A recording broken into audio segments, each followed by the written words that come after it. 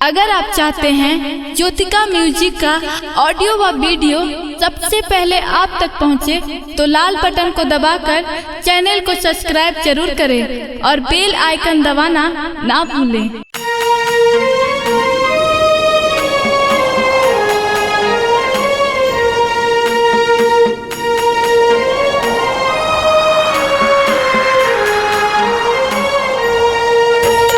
Recording by Jyotika music, Ekangar सराय।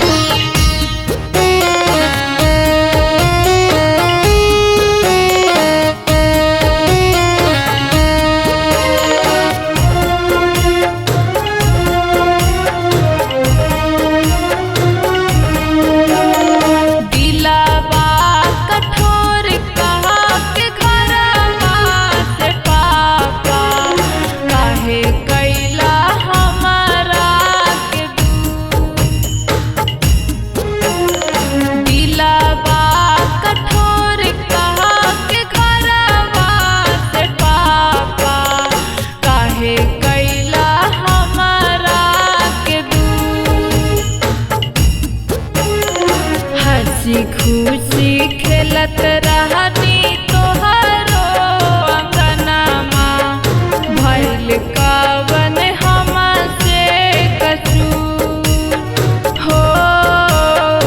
हंसी खुशी खेलत रहनी तोहरो अंगनमा, भइल कवन हमसे कसूर।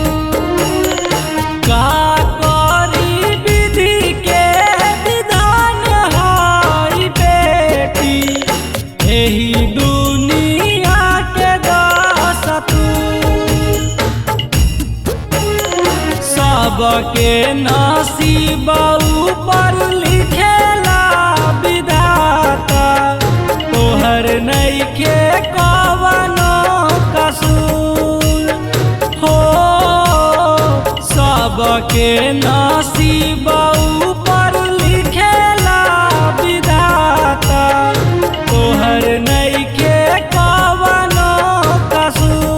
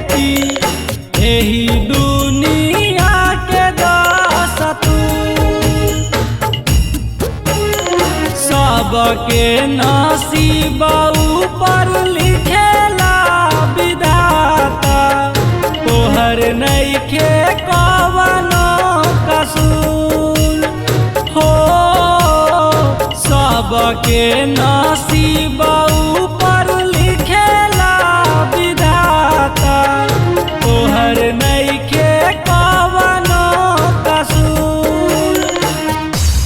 Jyotika music present.